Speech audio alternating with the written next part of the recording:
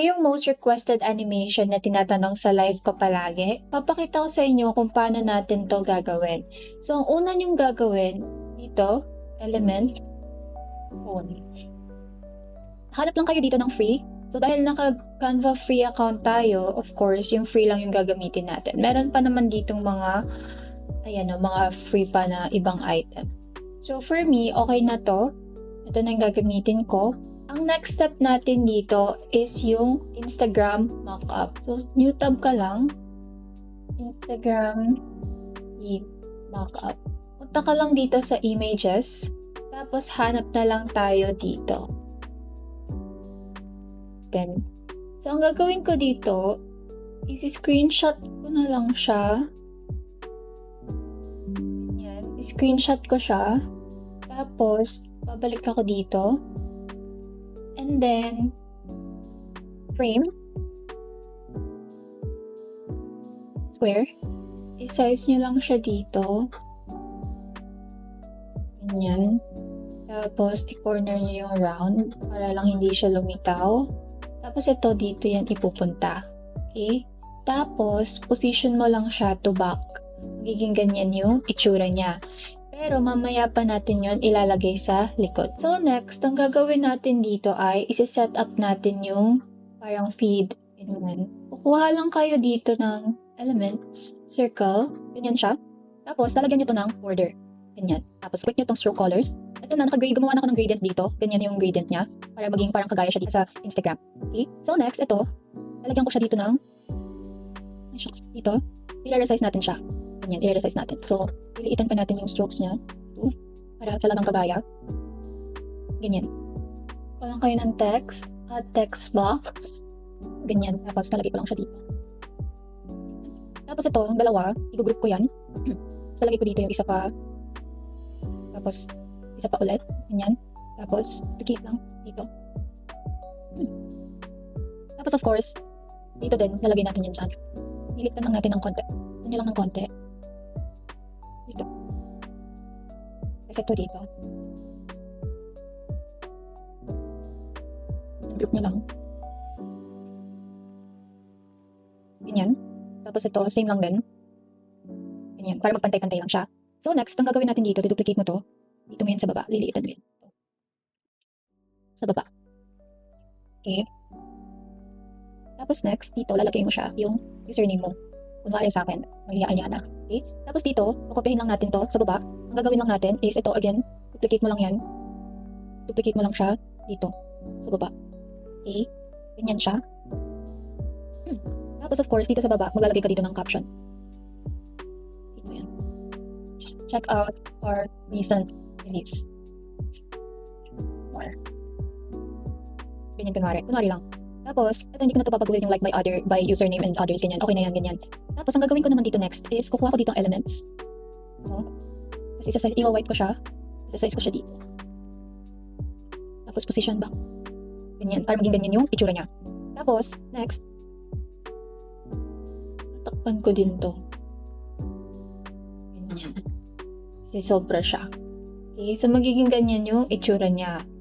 Same lang ulit, kukopyahin mo lang dito. Bakit pa natin to ginagawa? Kasi naka-free account tayo.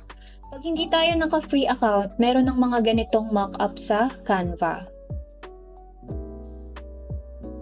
Tapos adjust mo lang to dyan. Tapos, hindi dapat naka-bold. Tapos ito is naka-gray.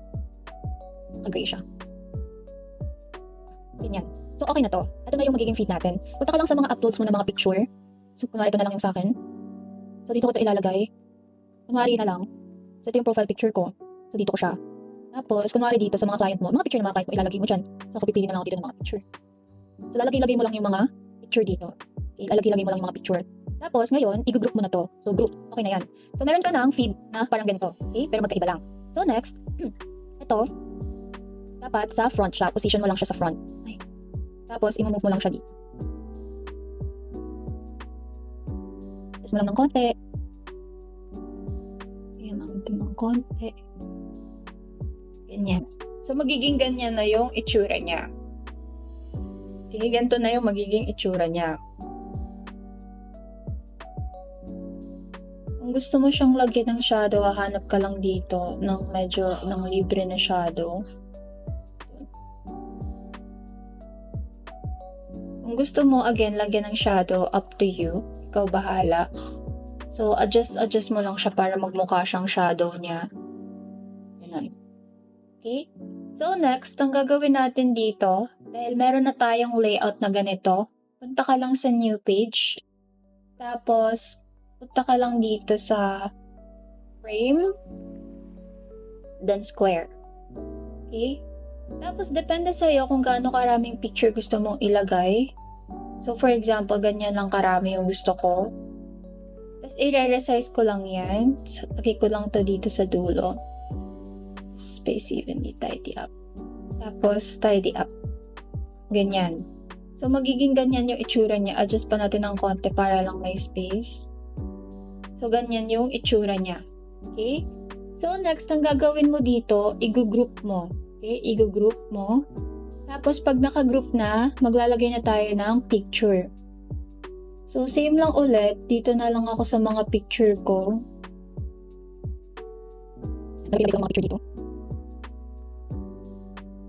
Lagay ko sila sa samahan. Ganyan. Okay? So, kapag yan, gagawin mo na ngayon, ipupunta mo na siya dito. Tapos, alisin mo na to.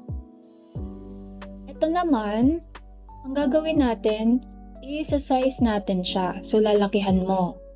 Okay? Lalakihan. Lalakihan mo siyang ganyan. Okay? So, isa-size mo lang siya dito. Dapat, sasakto siya. Sasakto siya dyan. So, yun lang gagawin natin dito. Ganyan. Okay? Dapat, sasakto siya. So, next, position mo siya sa likod. Back. Punta mo lang backward. Tapos, magiging ganyan na yung itsura niya. So, hindi pa tayo dito tapos. Dahil na-resize na natin yan, ang next na nagagawin natin is tatakpan natin to ng white. Bakit kailangan takpan ng white?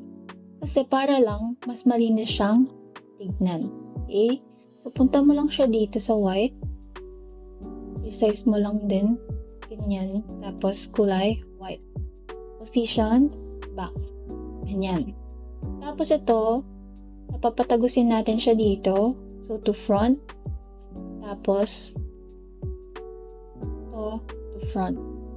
Ganyan. So, magiging ganyan yung itsura niya. Tapos, lalabas yan ng ganon. Ang next na gagawin natin dito, lalagay na natin yung mga text natin. Pipili lang tayo ng kulay dito. So, for example, ang kulay ko ay maybe cream. Siguro ito. Kunwari, ganyan yung kulay ko, cream. Parang, mas maganda yung itong cream na to. Yan. Kunwari, ganyan. Tapos, next, punta ka lang ulit sa element. Square lang ulit. Tapos, tatakpan mo siya dito. Dito ka magtakip. Dito na lang. Kasi dito lang naman yan lalagpas. Okay? Saan? Palitan mo yung kulay ng cream. Tapos, position mo siya. Layers. Dito siya.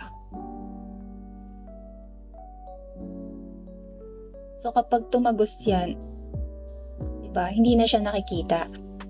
So, next, for some reason, namatay yung laptop ko. So, dito na siya nag-stop. Pero ito na yung kalalabasan niya. Ang next natin dito ay animation. So, click ko lang to. Make sure i-click nyo to dito. Tapos, next, animate.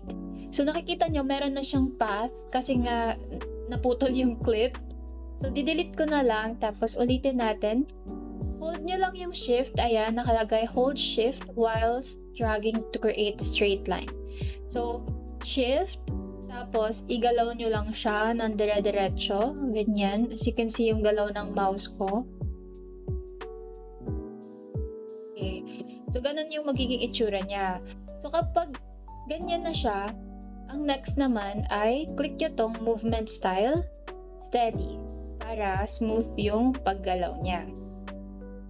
Okay? So, tapos na yon. Dito ng mga text. Ang next is gagawa tayo ng checkout button. Bakit ba tayo gagawa ng checkout button? Kasi kapag sinerch nyo dito, checkout, may mga bayad kasi for pro account lang siya. Pero dahil naka-free account tayo sa Canva, gagawa na lang tayo ng sarili natin. Okay? So, ganito lang yan. Zoom ko lang dito. So, kuha ka lang dito ng elements. Square. Ayan. Tapos, circle. Tapos, heart.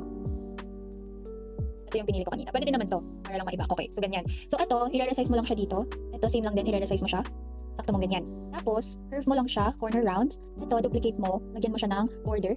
Ganyan. Tapos palitan mo lang to ng transparent. Dito naman is cream na color. Ganyan. Tapos, isa-size mo siya dito ngayon. Para siyang ganyan. Okay, at natin ng konti. Para circle talaga siya. Okay. So next, ito naman, papalitan natin to ng cream. Papalitan mo siya ng cream. I-resize mo lang siya dito sa loob. Oh, no. Then next, dito, papalitan mo siya ng cream ulit. Bold mo lang. Tapos dito, sa-size mo siya. Ganyan. Lagyan mo na lang kung gusto mo. So, depende sa'yo yan, kung depende sa design na ginagawa mo. And then next, i-group ko lang siya. So, nakikita nyo, same na sila. Ito, ginawa ko na ito kanina, pero kasi nga, naulat yung clip. Tapos, i-resize ko lang siya. And then, depende sa inyo kung saan nyo siya gusto ilagay. So, lalakan ko lang ng konti siguro. Tapos, dito na lang siyang part na to ilalagay. Ganyan. So, ganyan lang siya. Or pwede din naman siya dito ilagay. Dito sa gitna, ganun. Depende sa inyo. Pero sa akin, dito ko siya gusto ilagay. Ang next naman dito, share, download, MP4 video. Make sure MP4 video. At dahil ang daming tab dito, pipili ka lang ng page. So, pipiliin ko lang is page 2. Ganun. Tapos click nyo lang yung done, then download. So, ganun lang siya. So, ganito na yung kalalabasan niya.